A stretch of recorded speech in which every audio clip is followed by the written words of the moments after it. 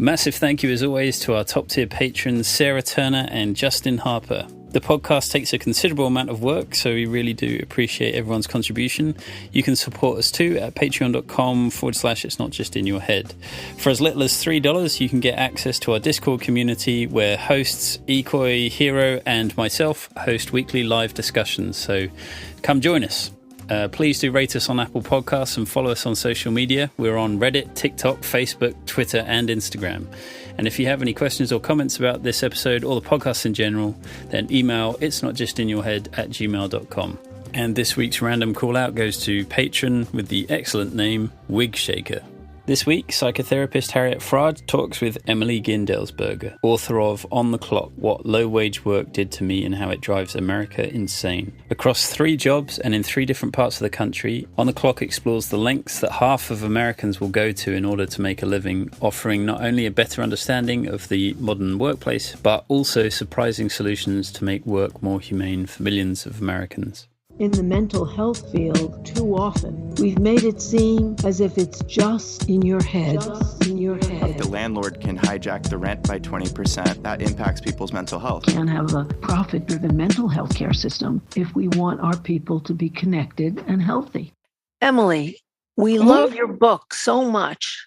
And the reason we love it is it highlights the quality of labor in America's biggest employer of America's biggest employers, Amazon, call centers, and fast food, and how they are trying to get robotic, timed efficiency out of every gesture so that instead of employing robots that are like humans, they are employing humans trying to create robots out of those humans.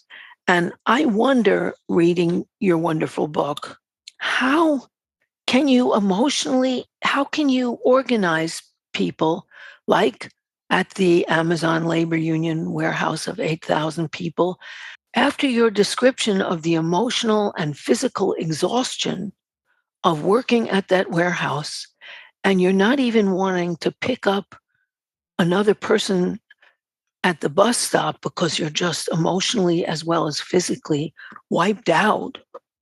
How can you get people who are so wiped out to get active on a union? How did you do it? Or how did they do it? I would guess, rather, I'm in contact with ALU, but yeah, like it really does have to do with just class consciousness, honestly. Like it is so difficult. Like as I go into in my book, the constant stress of a lot of jobs, the modern jobs, particularly the ones that are trying to use systems to sort of Procruste's bed humans into being robots. Mm-hmm. That kind of stress puts you in this sort of altered mental state where you are not as able to connect with other people and to have empathy with other people. And it's more of like, just take care of yourself. And that's where I think a lot of people in the US are right now, just in this, they're not starving and they're not, dying, as in the jobs today are not as physically harmful or physically dangerous as they used to be in factories and things like that. But it doesn't mean that they're not as likely to give you, stress-related heart attacks or strokes or just any repetitive stress injuries, things that are less obvious maybe to the public than losing your finger in, the hot dog machine. But but that are nevertheless, they put you in this state of mind where it's very difficult to care about anybody but yourself, this survival mode. And so getting people out of that is very hard, but most time it involves helping people, like making it clear that you are able to help them on the job, to make their life a little easier, to push through. And actually, as in the book, there's one day where I'm so tired that I look at a coworker of mine who's waiting for the bus and I consider picking him up, and I'm too tired and I just say, fuck it. No, I'm going home. Darn it. man, I'm going home. I'm so sorry. And it seems that if you can lift people's a level of stress briefly so that they can see like, oh no, there is use in helping other people and being helped by other people. You don't just have to take care of yourself. It tends to set that off with them too. How did they do it? How did they get that message across? Because Well, certainly that didn't succeed elsewhere, where the retail workers tried to send in organizers rather than people from Amazon, Well, I have some thoughts about how it's going to be possible to organize at Amazon. And I don't think the RWDSU way is the sort of older school way where retail workers. Yeah. Yeah. Oh, sorry. Yeah. The RWDSU was the union that tried to organize Amazon that first time in Alabama and lost 2-1. And like my feeling is that you can't organize an Amazon warehouse from the outside. You just can't. You have to do it from the inside. It's going to have to be the people who actually work there doing it themselves, I'm afraid. Because the system that Amazon has set up is so formidable. They have a really good playbook for dealing with like, an outside, like the Teamsters want to come in here and unionize. What do the Teamsters know about you? What do the Teamsters know about working at Amazon? That sort of thing. But their playbook is not very good when it just comes to like without these outsiders, they're coming in, they just want your money. When it just you and your coworkers, it's a lot harder to sell that, It is. I also want you to define for our listeners what you mean by Procrustean or Procrustes. It's a Greek mythology thing that it's very gruesome and that I used to find very cool when I was a little kid reading Greek myths. Procrustes was this man, like monster man, giant who lived in a forest. And whenever he would find travelers in the forest and invite them to come home with them. And he'd said he had a place for them to sleep. And so he'd get there and there was a bed for them to sleep in. And if they were too tall for the bed, he would cut off their feet. And if they were too short for the bed, he would stretch them on a rack until they were long enough. Like, regardless of whether you were too tall or too short, the pieces of yourself that didn't fit were very painful to either stretch into what he wanted or to remove to be what he wanted. And inherently, it's just sort of not human, I guess, is what I mean by Procrustes bed. You have to chop off bits of yourself. Well, it sounds like in your description, you do have to chop off your emotional self, your need to rest, your need to connect with other people, your need to talk, your need to have a moment of relaxation. And all those things psychologically are so important because cortisol, as I think you point out, and sometimes I can't assign the bits of knowledge I have in my brain, but that people have when they're stressed, shuts off the immune system because you're needing your whole system to escape from the predator, and therefore you turn off your immune system. So if somebody else is sick, you're likely to catch it. And it's really frightening that all of these jobs require a level of stress, which is completely the opposite of being immune to disease. You're so vulnerable, not only emotionally, but physically. And I think it's particularly important for the therapists that Liam and Ikoy and I are addressing, because our field tends to be kind of liberals in denial of the externals that mold and shape and warp people's lives. And your book really does show the emotional toll of that labor. Yeah, and it's just not very well understood in American culture. I actually am not sure about the rest of the world, but it seems to be true of Japan at least as well, and China.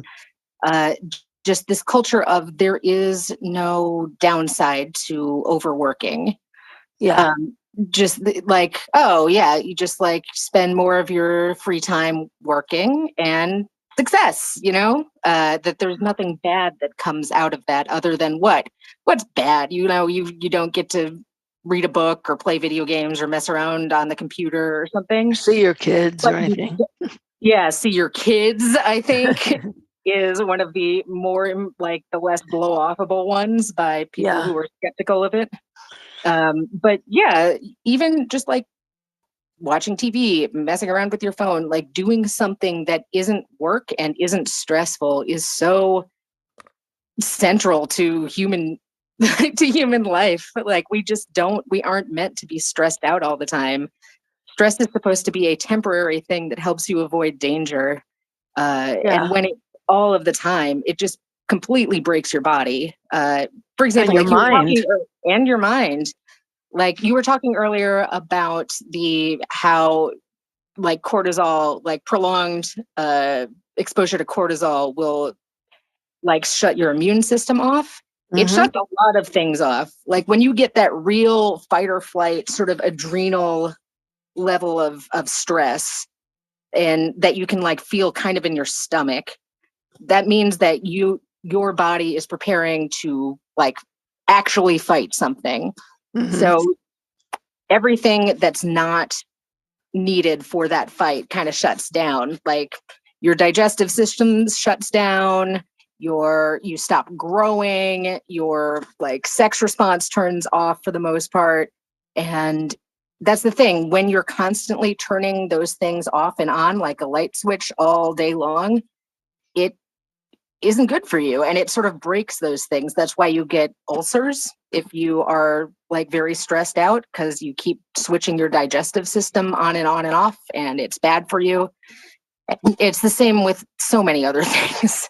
And it's kind of amazing that there's nothing that because this is such a vague malady, I guess, that nobody seems to be really realizing that this is going to be a huge health problem for everyone. Well, I think it's not only because it's a vague malady, it's because the 4 horsemen of America's health apocalypse, which have to do with profit, the hospitals, the doctors, the big pharma and private insurance companies, make sure that it's all about making money for them and not about your health.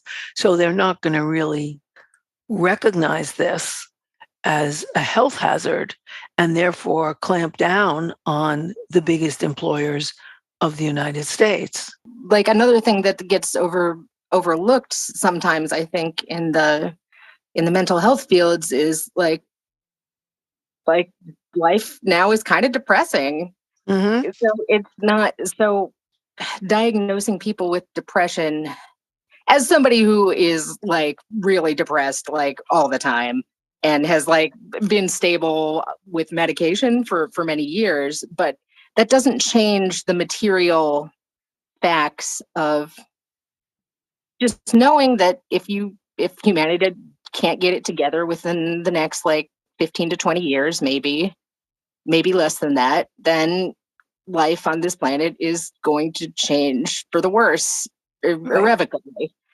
And there really isn't that much addressing that. Like there's so many people who are depressed, but not that much I find that goes to the sort of deeper societal, like, oh, well, yeah, it's a kind of depressing society. It is. And one of the things that we're trying to do, and it's not just in your head, is to show the link that a lot of your problems are not just in your head, they're externally imposed. There was a question that Liam had that I thought was really good. I mean, you mentioned in the beginning of the book how your father told you, work hard and you will succeed, which is the advice from another generation that for which if you were white and male, it certainly would have been true. But how do you kind of think of that and work that out within conditions that want you to work hard and you won't get rewarded? I mean, it was very hard for me to come to terms with that wasn't true. if it ever was. It certainly isn't anymore. Like, it's kind of a religion in the US, I think.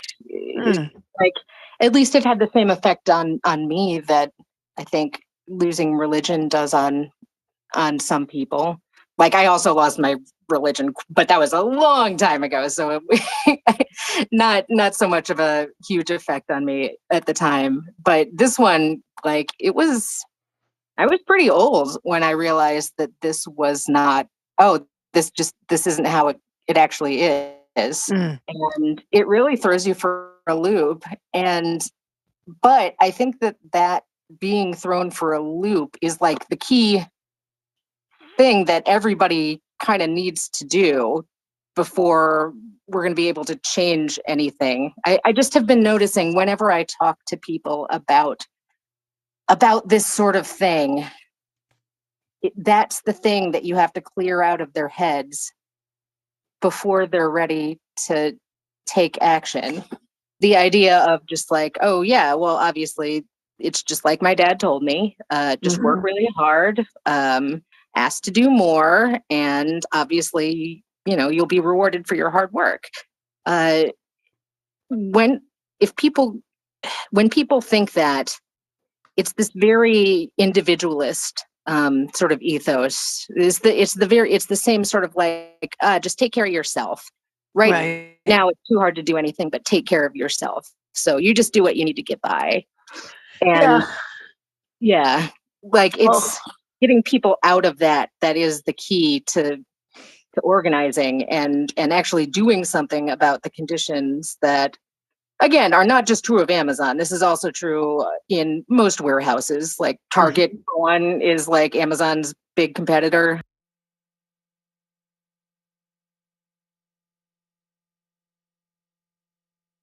Was really interesting was all the other people's opinions about other places that they'd worked, and Amazon they felt kind of positive about.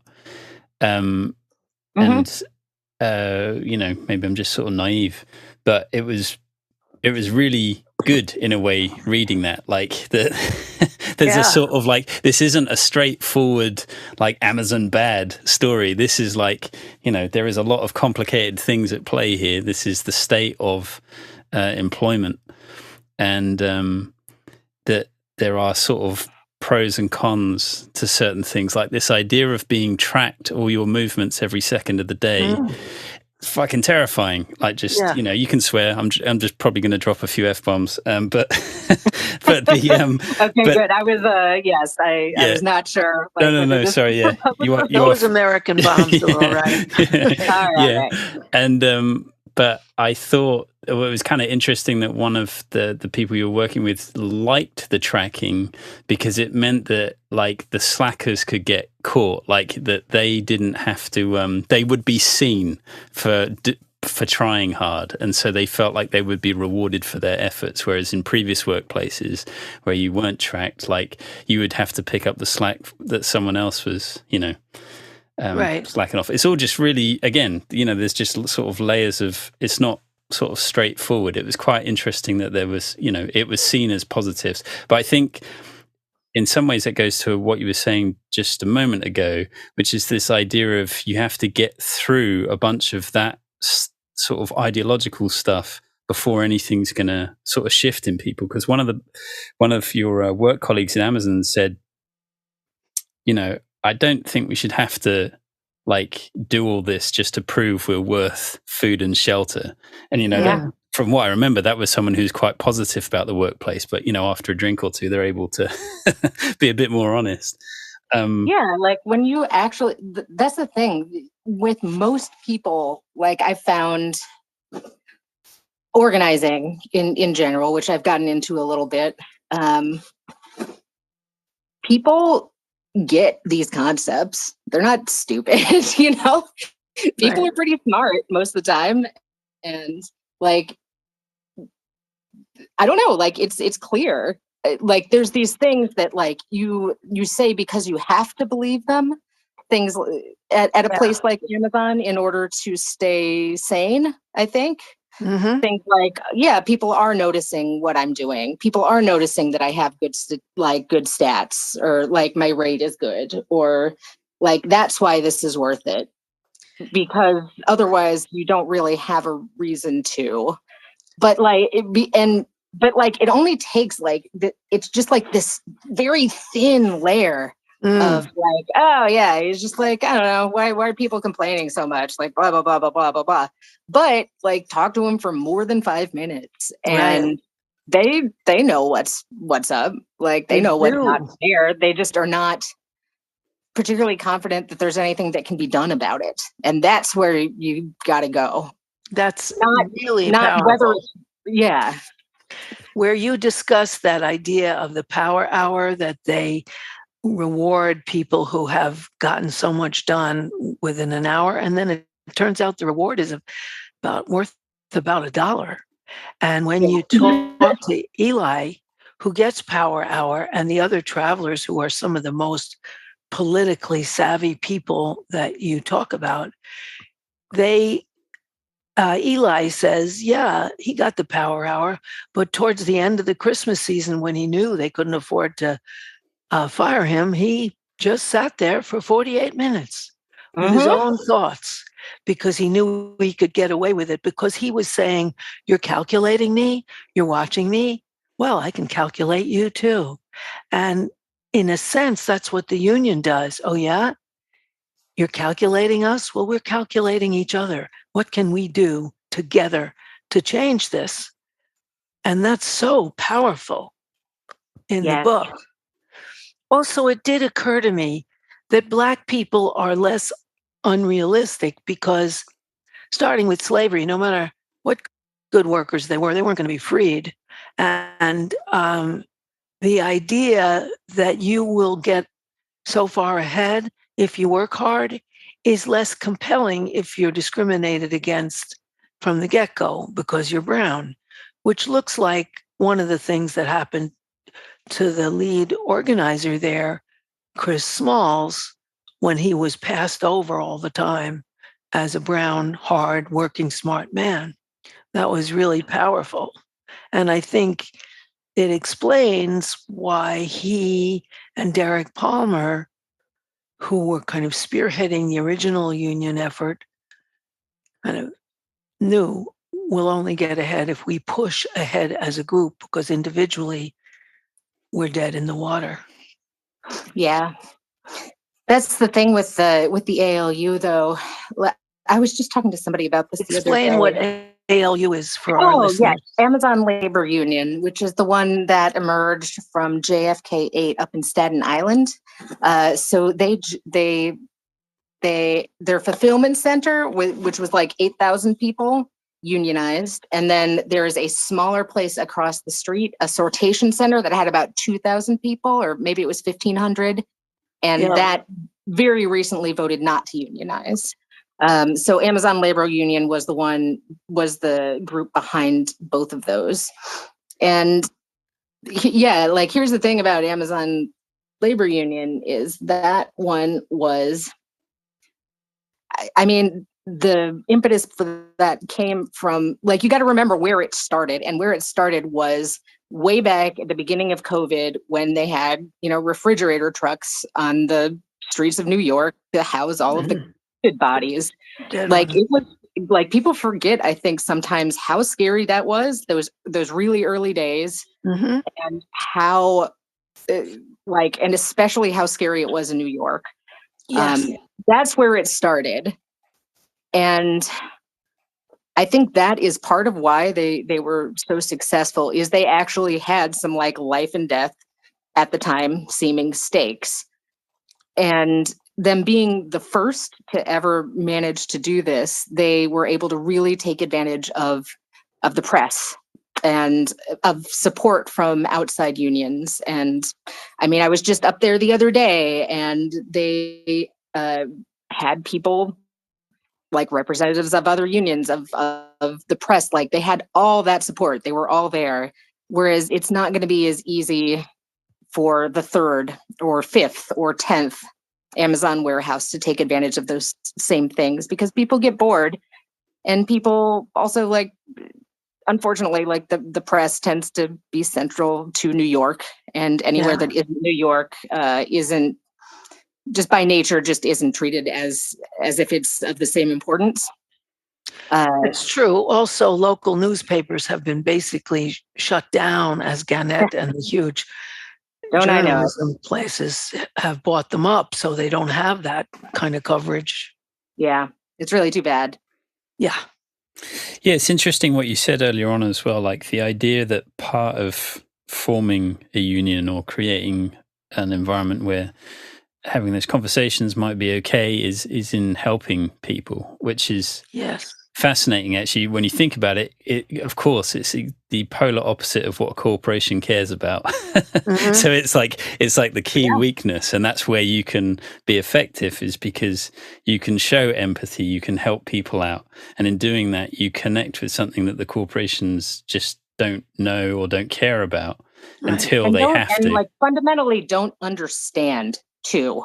Like it's just something that a corporation is not built to get, because it's not, it doesn't operate on the same rules as capitalism. And it's like speaking a different language. And I think that's why they've had so much trouble dealing with ALU, and there's another group called Amazonians United that also has been doing a lot of shop floor action stuff. That's completely from within, like it is entirely based on the shop floor, and they really do not seem to know what to do about it, because it's not, they can't go back to all of their usual, like, oh, they just want your money, or like they're just here to rip you off. No, it's just your coworkers and your friends and the people that you know at your job coming together. It just doesn't compute for the Amazon system. Well, also for the corporate capitalist system, the whole point is profit. And that doesn't fit a profit calculus.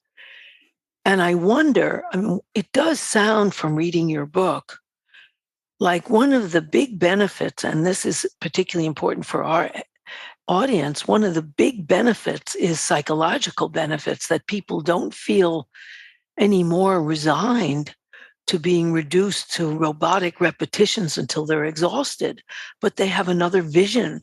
Did you notice that? Did you notice psychological transformation when people had hope of changing things? Yeah. How did it work? So I guess I'll share that I have been, I've sort of left journalism and become an organizer, I guess, since writing this book. And that is the key. It is the only thing that I try to go for. Like it's the main thing that I try to go for, is this change in the way you see the world. Mm-hmm. This change from this, like, oh, I just got to look out for myself. It's not worth it to try and go up against the company. They'll just crush us all. But once people get like a taste of like, oh, we can do, like, together, we actually have power. Mm-hmm. Like, and once they get a demonstration of what you can do with power, and that it's real, and that you can actually use it to ask for things that you want and object to things that are making your life really hard. It's, people change. Like, people, again, aren't stupid. They just have, like, for most of their lives been in a situation where, yeah, it is suicide to try to stand up to the boss, because the labor market has been so one-sided for so long. Yes, it has. And it's interesting for me and others who listen to this show that it's a discourse of liberation, just like therapy. Therapy, you're supposed to feel empowered, that you can do things in your life, that you don't resign yourself to the messages and the warped mirrors in which you looked in your childhood, but that you are someone who is important. And this is another facet of that empowerment struggle. Absolutely. I mean, yeah, like the key, it is in a weird way, somewhat therapeutic, doing things. Like I said, like I left journalism to go into organizing, and like my life is harder, I think, but I feel better. Like I feel much better. I highly recommend it to anybody who's got like a job that they're not sure if they like anymore. Just try doing something else. Try doing something that involves, like, I don't know, go get a job at Amazon. Go get a job at Amazon and call me. Like, yeah, and work for the Amazon labor union. That's true, because then it's like being in a co-op where suddenly you're empowered to make the decisions, and people psychologically feel better than if they're just following orders like a robot all day. That the psychological benefit is huge. Yeah, it's like the thing about control of your life that seems to be the really big factor when you're making experimental models of depression in rats, for example. If you need to test an antidepressant, for example, you scientists need to replicate what depression sort of looks like and hormonally looks like in humans, sort of in another laboratory animal. Usually it's rats. And the fastest way to make rats duplicate that sort of condition of depression is to just give them no control over their life, to like shock the floor without a warning. Like if you put a rat in a box and you shock the floor, but even if you just warn them first, they will be less depressed than if they can get shocked at any point in time without even knowing that it's coming. And that, like, people right now feel like they have no control over their own lives, which I don't think is a misperception. Like, people don't really have control Not over their individually, but as one of the things that your book shows is maybe individually they certainly don't, but as a collective they have that power. Exactly. And that is really, it's good for you. Yeah. Like, it's good for your mental health to realize, oh wait, I can do something. Like, there's so many people, I guess white collar, I guess is the word for it or whatever, but people who just get obsessed with the news and get obsessed with knowing everything that goes on and like following the news and knowing, I don't know, but it still doesn't make them feel any better, no matter if you know everything about what is happening in the world, because you still don't feel like you have any say in what's going on.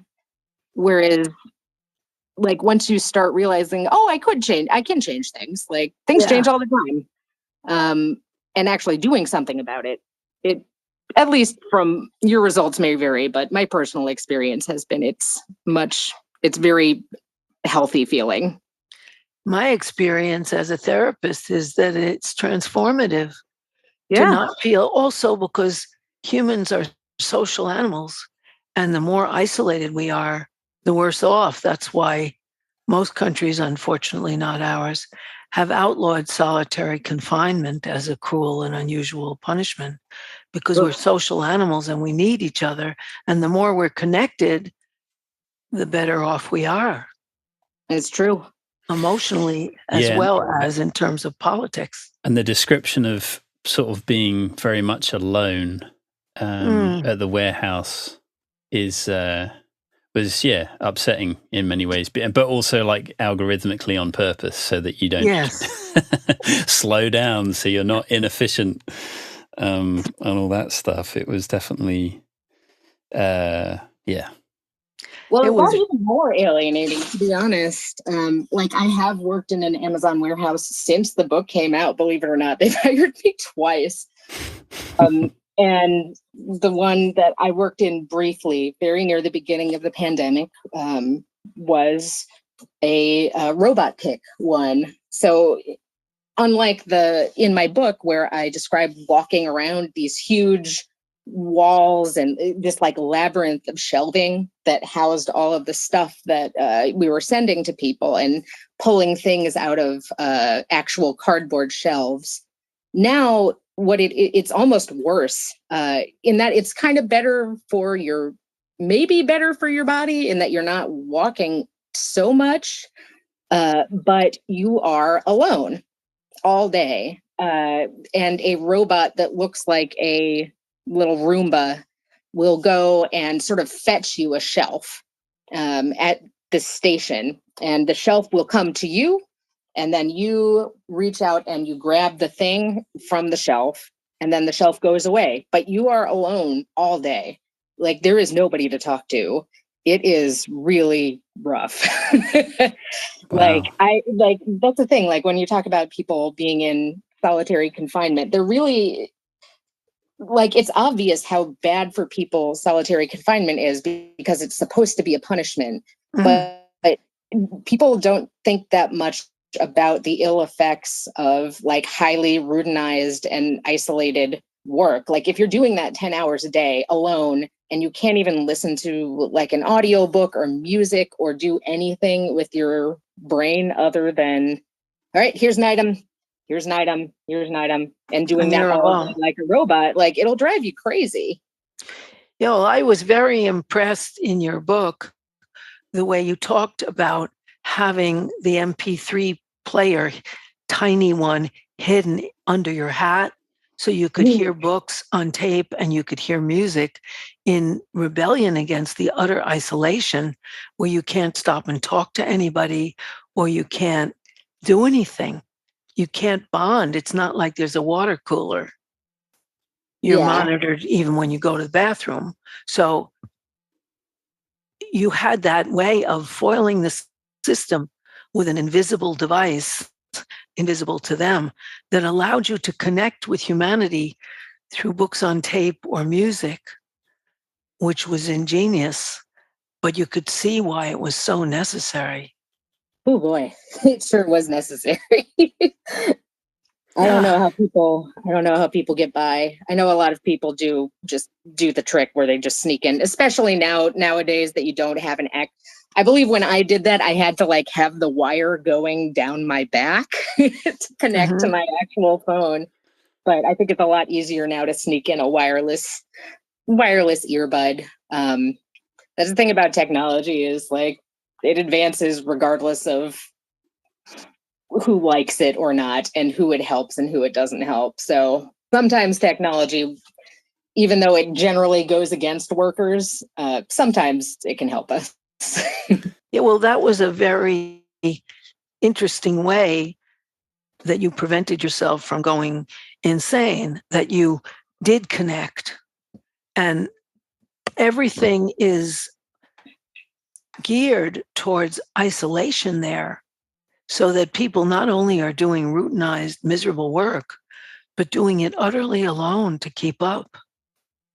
And that seemed to be true of the call center work too, and the fast food center as well, that you do your thing and you don't do anyone else's thing, and you do it quickly like a robot, robotically, so that it's very dramatic, that isolation of workers from each other that you capture at America's biggest employers, how isolating they are. It does help you understand the mental health crisis in the United States.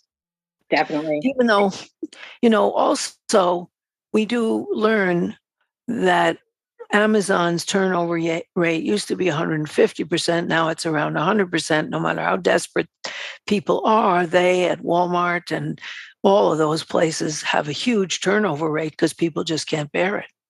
Mm-hmm. Yeah, it's almost like there's like one big employer and it's capitalism. Right. Big exploitative employer. And you do make the point as well. It's like, how can everyone recognize that they deserve more than this? Yes. And like you said, there's a culture, there's peer pressure. You have to, someone, you made a mark in your book about like someone saying like you have to stay positive because this place is, bleak, just like really depressing. So that the sort of the positivity is like the only way through it, opposed to anything, genuine. Like you say, it's like sort of this thin layer, this veneer. And it's just interesting, isn't it? How, because to my mind, the key thing that dominates besides weapons and guns, and sorry, weapons are guns. What am I talking about? And capital is just that it's ideas. It's because they're the things that everyone sort of carries around with them, voluntarily. They're the things that dominate. And so when you change people's ideas, and that's not just sort of an academic thing, and I think it happens best through some sort of emotional experience. And I think the kindness thing and the helping other people is one of those ways that you can change someone's perspective on things. Some sort of reprogramming. Because I think what happens, the reason, besides, outright domination, people just trying to survive, is that as a species, we're just really good at adapting to things. And then you just, it's the whole sort of frog boiling in the water slowly thing. And it's just that sort of awareness that there's so much work, I guess, that needs to be done to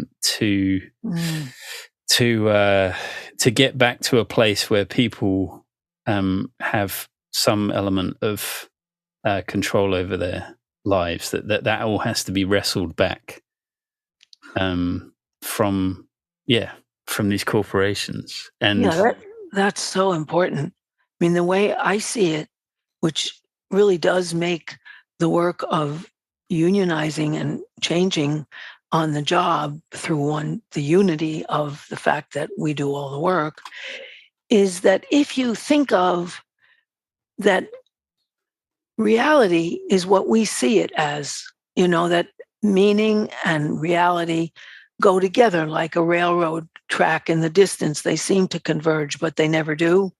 Mm-hmm. And yet we think they do. But that means that the reality changes as we change our idea of it. Because we bring our idea to the symbol. And if our idea changes, the whole world changes.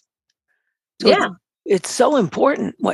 Liam's point is very important. And what you're doing is changing the meaning of work to we create wealth and we do it together and we'll create the conditions of labor together. It's amazing.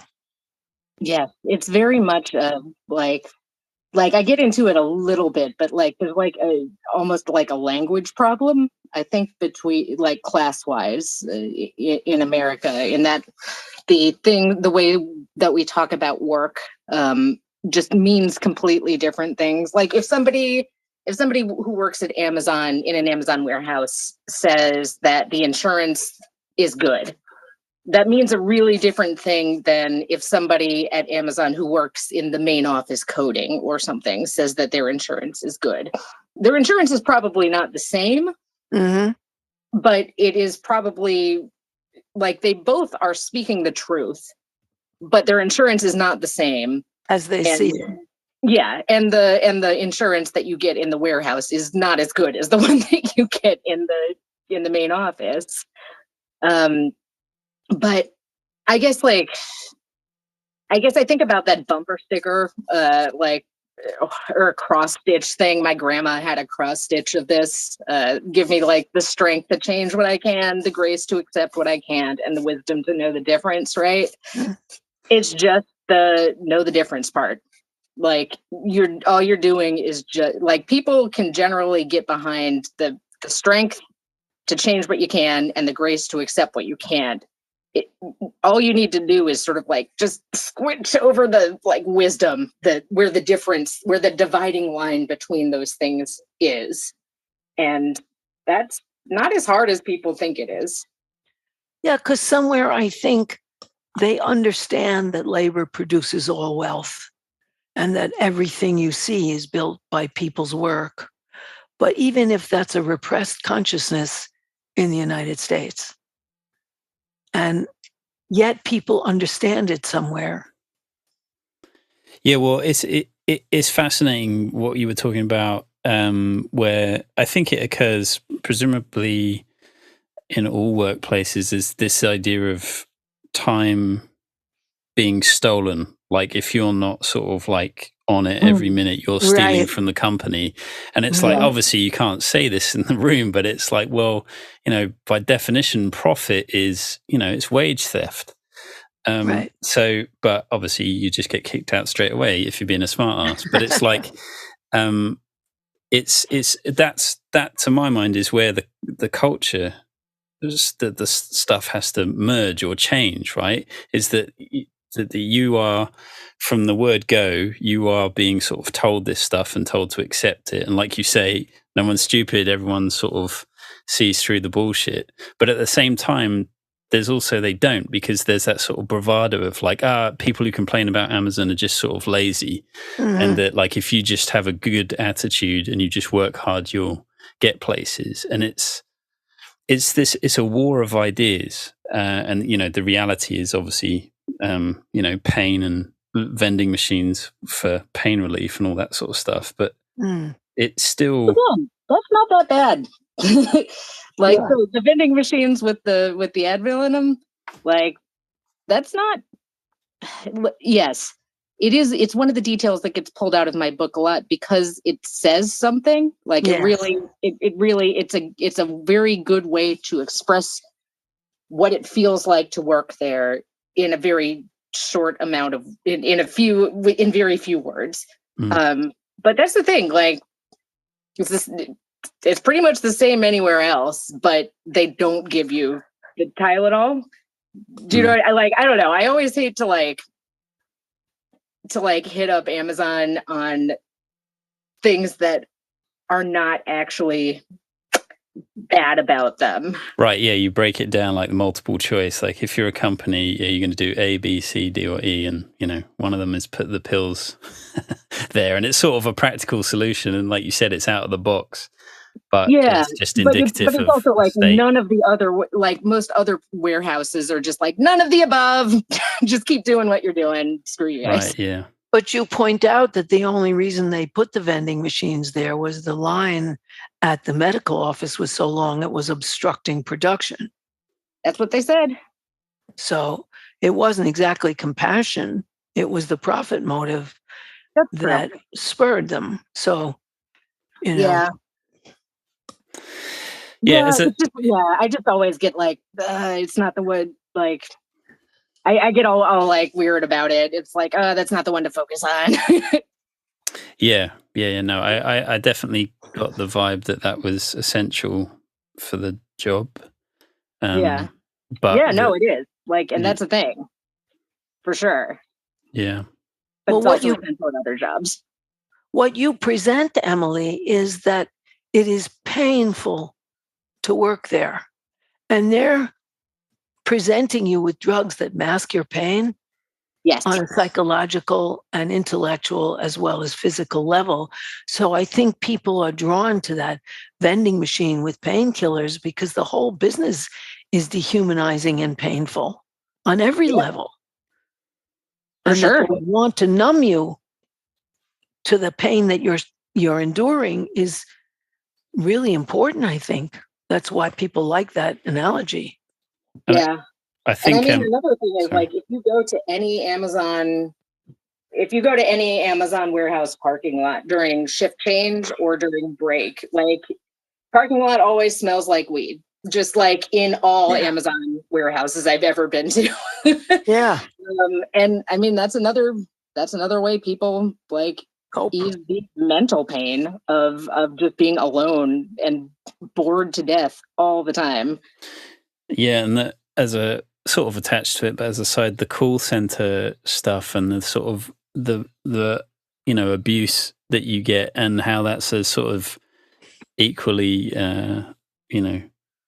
draining experience, but in a sort of different way. It also I just think that there's this culture online about trolls the evil comments that happen, and like somehow this is some horrendous new invention.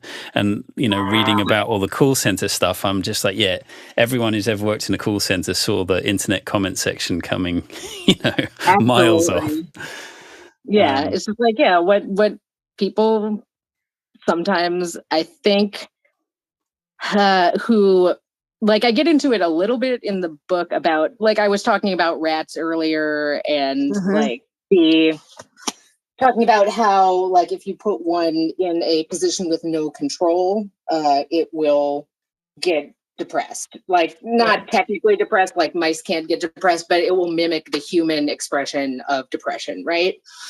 And one of the interesting things I found out about that is, if you are doing this to to a laboratory animal, like particularly rats, if you put another rat in the cage that's been like tranquilized, that the rat who's getting shocked is allowed to like take out their aggression on, like sort of like work on, like be a jerk to this restrained rat, like it will not get it will slow down the effects of stress, like the physical effects of stress on that rat's body, that is able to take it out on someone else.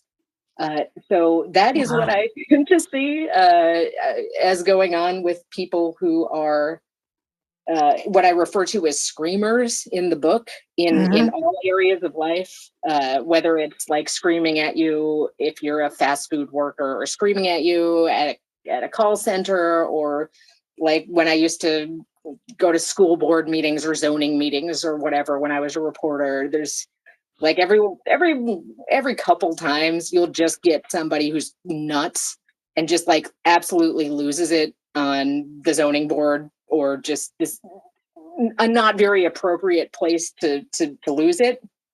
And I think that's just that the levels of stress in general in the country have reached points where it's no longer really possible to hide it.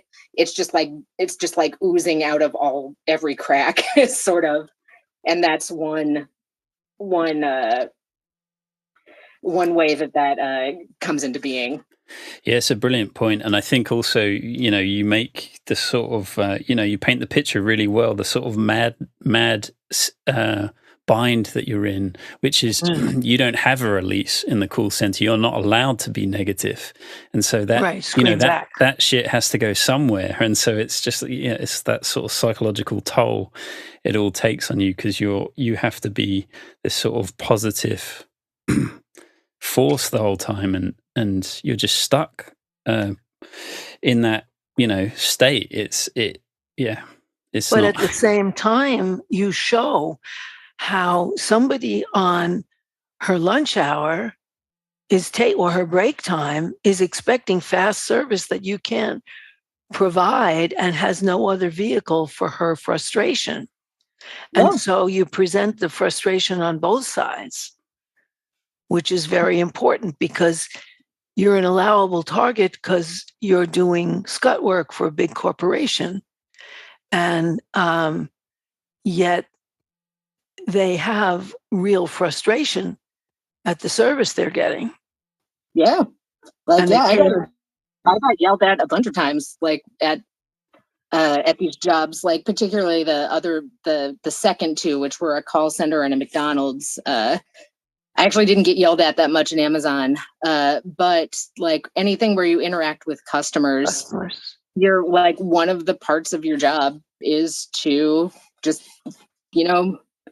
be that tranquilized rat that other people are allowed to take their feelings out on, instead of the company, I guess. You're just sort of there as a human shield between the companies, whatever the company is doing that is making things like life difficult for customers. Like, it's not like they can call up the CEO. It's just, people want to yell at something because, they're frustrated. Like, they're angry. Yeah. Plenty of people who yelled at me had every right to. Like, I was not trained yet. They put you on the phones before you're really ready, and I didn't know how to do a lot of stuff. And yeah, I wasted a lot of people's time. It sucked. Yeah, but they saved money by putting you out there. And But that was the point. This is the true cost of business, though, isn't it? It's just like you said, it's like a radiation that's sort of in the culture, and everyone's just sort of running around infecting everyone else with their shit. Exactly. That's right. And yet, one of the things that a client of mine is a waitress, and one of the things that's changing in New York City with the real shortage of people who want to do dead-end, low-pay work that invites abuse is that she had a customer who was quite abusive. I want my salad first. You get it? You get it? Only my salad first. And then I want my course. You get it? And she said, I won't serve you because you're abusive. And I will bring my manager over. And the manager said, it is too hard to get workers here. She's a good worker. You can't talk to anybody here like that. Because one of the things that's happened as people are more organized and also as labor is more scarce, as 20 million Americans have dropped out of the labor force, the conditions do change a little bit. Yeah. Well, also, in the book you talk about Frederick Winslow Taylor, and that was just all really interesting. Yeah. I hadn't heard of that guy. But it's just really interesting. It's indicative of this idea that workers will just slack off given the chance, and it's like, in a shit place they will. But you talk about is it Zappos or Zippos? I'm not sure how the sort of the American thing. Zappos. Just that workplace for a time before it was bought out was sort of geared towards having a good workplace culture where they wanted to keep staff. And one way you keep staff is by, listening to them about what things that they want and, what makes a good workplace. And it's just a shame.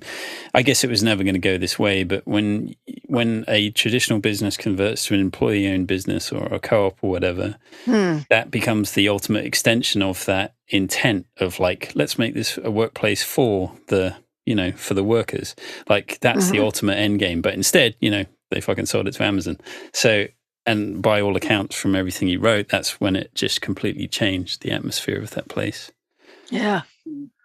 But it's just, again, it's that sort of those cultural ideas are just so powerful, and that people just embody them. It's like, I want to be a good worker, like I want to do well. I don't want to be one of the slackers. And, you talk about that a lot in your book as well, just that sort of, even though you knew you had that power at the end that you were going to be able to leave, which is huge, that this wasn't forever, that you still, you're in there for a few days and you want to do the, you just, you want to get the badge or you want to do the thing. And, it's just, to my mind, is that like workplaces, it's sort of incentivizing people, correctly, or is it just that there is sort of something in lots of people who they do want to do a good job, but they don't want to get screwed, exploited? Yeah, it's very interesting, Emily, the way you contrast the usual workers with the people that were the travelers who go from job to job, who accumulate whatever they can, who have no vested interest in that job, who aren't trying to stay on and be recognized. But because that one Eli has been to 19 countries, he saves up, goes to different places, and he's outside of the corporate culture and doesn't have a house to rent or have mortgage payments on, and doesn't have a family. But for most people, the ritual and the rite of growing up means having those things. And so they have them before they even know. As you point out, a lot of them are teen mothers. Yeah. And trapped. Yeah, it really, I mean, that's the parenthood seems to be one of the things that really locks people into jobs that are no longer serving their needs, which is unfortunate because a lot of those needs involve being a parent. But with the way the private insurance system is set up, it is very risky to leave a job and and leave yourself without health insurance, obviously. And kids just they probably like triple that, like, because people will take a lot of risks with themselves that they would never take with their children. Yeah, it's probably why abortion is starting to be eroded in the United States and may be withdrawn. Because if you have children, you become a prisoner, as you show in that fast food. You ask your supervisor, how do you stand it? And she says, I think of my family. And Yeah. so the way it's constructed here, without benefits for families, people stay on abusive jobs for their families. And it is interesting, parenthetically, that the biggest development in married people is married people deciding not to have children in the United States. I'm one of them. Why? Yeah, I can see that. My daughter's one of them. All her friends are some of them. Yeah, it's just, I don't know. It's a topic that like is kind of fraught. But like, I know that I know that I can live comfortably with my husband for the rest of my life and be able to do the things that I want to do, and to be able to support my parents when they can no longer support themselves. But I wouldn't be able to do that if I had kids. Mm-hmm. I know that it's really expensive. Like, it's incredibly expensive. And then people are like, why aren't people having kids anymore? Because of economics, y'all. And that's a lot of people. I work with a lot of young people now, and it's kind of a bummer how many of them are like, no, I'm not having kids. Why would I? Like, yeah, there was a song called "The Masters of War" by Bob Dylan, and he said, "You've hurled the worst curse. You've hurled the worst curse that's ever been hurled, afraid to bring children into this world," which is what I think people feel like, because they have so much individualized responsibility that it's crushing. Yeah. And like, yeah, most people, I feel like a lot of people who have kids, when they're not 100% financially stable, like, get shamed for doing that too. So it's kind of a lose-lose. Like, Yes. if you do it before you feel like you're ready, then you're just being careless and irresponsible. But if you wait, you're I don't know, un-American or something. Selfish, right? Yeah, selfish or whatever. And it's just like, well, yeah, like, sometimes in this, like, this is a system where selflessness, like, selfishness pays.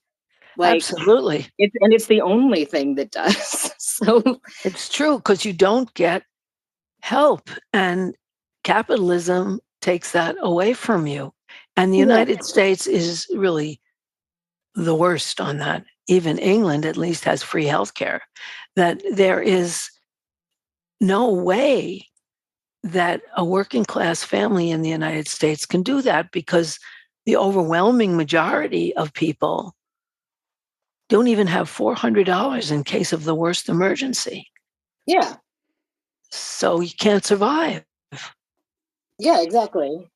But like, I don't know if it's that well understood, I guess, in the elementary classes, like, what that really means. Like, it means that you can't ever take time off, because there really isn't that much paid leave anywhere. So like, if you go without a week's pay, like, you're really screwed. Right. And so is your kid if you have a kid. Even Brazil has 6 weeks of family leave paid. It's wild. We're really behind on that. We used to count on immigrants to be the labor force of the future. But now that jobs are outsourced and immigration is cracked down, they're counting on people to have children and bear the crushing burden of those children. And even immigrants in the United States only have children. The first generation has children, nobody else. because they soon realize, whoa, this is not a financial asset. This is a huge liability. Yeah. And America leads the world in killing our kids in child abuse. Every time you open the daily news, you hear about some woman throwing her 3 kids out of the window or drowning them or burning them or something, or some guy doing that. Yeah. Well, the news, as someone who used to work in the news does, the more news that there is, the worse the world is going to seem, because like day progresses very well and like things are okay is not a very good headline and nobody wants to read it. Well, it's interesting because you quote someone in the book, the human brain is designed not to feel bad. And it's 100% true. And if there was it doesn't necessarily like, okay, life is about hedonism. Well, it kind of sort of is to some degree, not on a huge or absence of pain anyway. Yeah. But it's like there is something perverse. There is something perverse, I guess, about the news, which is generally speaking is something people tune in every day to to feel bad. Or does it give you a sense of control? Like, what is that? I think for most people, they're looking for a sense of control, but I don't know. I've sort of given up. This is like very shameful for a reporter to admit, but I don't know what's going on right now. Like, I gather there's some bad things going on in Ukraine. Yeah. As an American citizen who has had like 20 years of like demonstrated proof that my opinion and vote are not relevant to American foreign policy in the slightest. Mm-hmm. Like, I'm like, well, I could keep up with this. I know my opinion is that wherever we go in the world, we make things worse and that we should not go do anything. But arguing with anybody, like knowing all the details is just going to make me feel bad and use up a lot of the time that I have to do other things. Exactly. I guess. Right. Yeah. But it's hard to defend that. Like, I feel like a jerk saying that. Like, it's like, I don't know, there's some bad stuff going on in the world and I don't really care. Yeah, except that then you become, you're the savvy rat if you know when the shock is coming. And I think some people listen because they want to know when the shock is coming. Yeah, yeah. So they can feel a little better. But they don't know what to do. No. Like, I know I didn't. Like, back when I used to keep up with the news, like really stay on top of it and stuff, I had no idea what to do. Like, in fact, when I used to keep up with the news, it was in part because like I felt very hopeless about being able to actually affect anything. So the keeping abreast of things was more of a like kind of a desperation thing. Like, I don't know, maybe if I just know what's going on, then it'll be better somehow. Yeah, I guess it's the survival stuff that you talk about in the book, is just that it's a survival instinct to it's useful to be paranoid. To be on guard. Especially in the United States, which doesn't have a solidified socialist presence that unites all the wrongs to address at once. So, there's a place you can go where you have some hope. It's different in Chile, where they just want a socialist government because the indigenous movement, the feminist movement, the labor movement, and all the climate extinction movements all united into one party to address everything.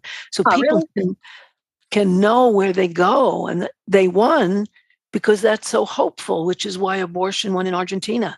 Same kind of huge coalition. So people knew where to go with their anger. And we don't have that in the US. And I don't think they have that in England either. Do they, Liam? I mean, I'm not an expert on any of this sort of stuff. I think that there's definitely a sense of fracture that, obviously when Corbyn didn't win and he sort of got stabbed in the back by his own party and the billionaire press, all that sort of stuff. And then Keir Starmer came in and all the socialists have been sort of ejected. So basically there's definitely a feeling of like, you know, whoever you vote for, the government get in kind of thing. Yeah, it's tricky. Yeah. But in a weird way, there is some freedom in realizing that the cavalry is not coming, though. And I think that Corbyn getting so, I think, clearly to people who support him, dicked over, and same with Sanders, was kind of a wake-up call for a lot of people in both those countries, in the oh, they don't want to help us. Yeah. Right. Oh, okay. Oh, the system is going to work against us. We really have to go further outside the system. Yeah, well, I mean that's another reason people feel like they're crazy, is because their experience of the world does not match what they've been told about how the world works.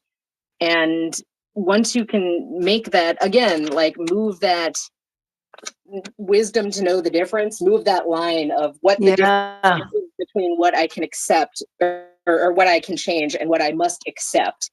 Like, I think that in particular, like, I mean, I know less about British politics, but like, obviously the American Democratic Party has been very much about the grace to accept what you can't change. And I think that a lot of people are starting to be like, no, I'm fresh out of grace, you know? That's right. I think a lot of people are. And even though it's hidden in the United States, people can become aware of the victories in other parts of the world, and that Portugal has these terrific things that have happened and are governed by the socialists, the communists, and the Greens together. And that is what Mélenchon in France is doing, uniting those together to take over parliament and become the prime minister. That those places are a little more hopeful about that. And hopefully, if we can unite, we'll be more hopeful too. Yeah. That's basically, we've run over the hour. So okay, we probably have to wrap it up. I mean, is there anything you sort of feel like maybe we haven't covered, or that needs, a bit of airtime, as it were? Not that I can think of. How do you feel about shopping at Amazon? Do you do it, or are you just sort of like, fuck that? Sure. Right. There would be somebody would be filling that niche. Right. And like, not using that is not something I'm going to tell people not to do. It's an individual solution. I just fundamentally don't think that there is a consumer solution to the problems that Amazon sort of represents. It's just, and I find that, like, the debate over, like, whether to use Amazon personally or not to have the things delivered to you, like, there's never going to be a boycott that hurts Amazon. There just isn't. And it just seems dumb to ask people to do something that is not going to be that useful. And, like, I don't know, like, you know what I mean? Yeah. It's an individual act. An individualized problem. So like, individual solutions are not particularly efficacious, I guess. Yeah. I remember, so Extinction Rebellion, which I don't think have really much press in the States. I don't know if many people know about them, but environmental group, and they've been quite effective in changing the political discussion around global warming, climate change, all that stuff, and changed, well, sort of forced the government to do things, basically, at least pledged to do stuff. And they did it, direct action. They went into the middle of London, they protested, sat down there for weeks. Obviously, it annoyed a lot of working class people because they're sort of blocking the roads and all that sort of stuff. But also there's a sort of sympathy element of like, well, maybe this is something. Anyway, they're very effective at what they do, but part of what their strategy was that it was something like, it's very much around peaceful protest, but it was this idea that through various academic studies, they had found this piece of information that you only need, I think, like 3%, or maybe it's 5%, but I think it's around about there, of the actual population of a of a country to get involved in something that you're doing, and then that tends to tip things. They also found out about the 3%. yeah, right. So that's really interesting, and I think actually that feeds into that idea of an Amazon boycott. It's like there's no way even 3% of their customers are just going to be like, no, I'm not going to use it. Or no, it's not a national thing either. Nobody has said we are going to change that culture. There's a national boycott. People haven't even declared that, so it's just another individual decision. Yeah, exactly. Like individual decisions to shop or not shop at Amazon are, I think, greatly overestimating the power of individual consumer choice. Yes. It's just funny. It's just funny because, reading your book and you're talking about like having to sort of, do squats, bend down, pick up this thing, and you're like, fuck this item, fuck this thing, fuck this. Yeah. I just suddenly was like, like the amount of times I've shopped at Amazon, I'm like, oh, geez, like how many times have I caused sort of, pain in people because I wanted an item the next day and they're, having exactly that experience. But you didn't cause it. You didn't cause it. Yeah. And no. Powerful unions will change that. Yeah. And I mean, that's the thing is that like these jobs they don't have to be awful. No. And there's nothing other than just the division of like who's getting the profit from these jobs. Exactly. That makes them awful. Like there really is no reason Amazon couldn't, I don't know, pay $30 an hour, which is Absolutely. what ALU is looking at. Like Amazon going to 15 an hour actually does, I don't know exactly, like it's hard to peg cause and effect and whatever, but Amazon, the $15 minimum wage that they instituted, like did seem to raise the wages in a lot of particularly rural areas. Yes. Where Amazon is competing with like the other places that are at $12 an hour. And like they could do that if they wanted to. Of course they could. In Denmark, McDonald's pays $24 an hour because they have to. They still do well. Exactly. Yeah. Like there's just this like, I feel like we just should start actually teaching economics 101 in high schools, and that there's like a lot of people out there that seem to think that they have like an idea of or like a good understanding of how economics works, but all it is just some stuff that they kind of vaguely remember from, I don't know, reading Adam Smith or something. And it's just, or just like having heard or having watched Wall Street or something, But it's also repression here. Marxism is not taught in the United States. Radical economics is not taught, so that even if they vaguely remember something, they won't remember a radical message. They won't remember that workers create everything and ought to be compensated. That isn't part of any curriculum ever since the 50s in the United States, when socialism, communism, leftism was crushed. Yeah. I will say that does not seem to be as much of a problem as it, I guess, used to be. Right. I think that, people, at least younger people in particular, are like, well, what we're doing right now isn't working so great either. So, so we could look elsewhere. Also, in the 50s, the United States left World War II as the only economy standing, the only advanced economy standing. And now we're not. And young people don't have a future, and they're not going to do better than their parents. And the doors of opportunity are closing on their fingers. So they need unions and they need the left. And they can't accept how the communists, socialists, and leftists were kicked out of the unions in 1949 under the pressure of the McCarthy period and their sellout leaders. And in fact, they're going outside of the AFL, which is very much contaminated with that and on a corporate model. And they're going to things like the Amazon Labor Union. Yes. Or Amazonians United. Yes. Which, if anybody, again, feels like quitting their life, their miserable life, and going to learn how to organize. Yep. Give me a call. Yeah, I think that's a wonderful note on which to end this broadcast. A very triumphant, wonderful one.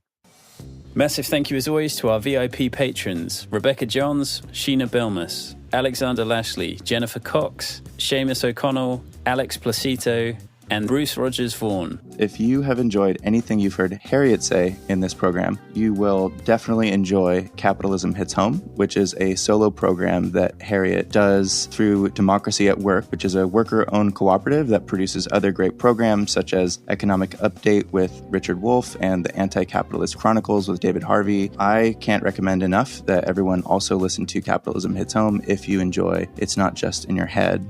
And you can hear more from Harriet on her radio show called Interpersonal Update. It's on WBAI at 2:30 EST on Wednesday afternoons and in the WBAI archives.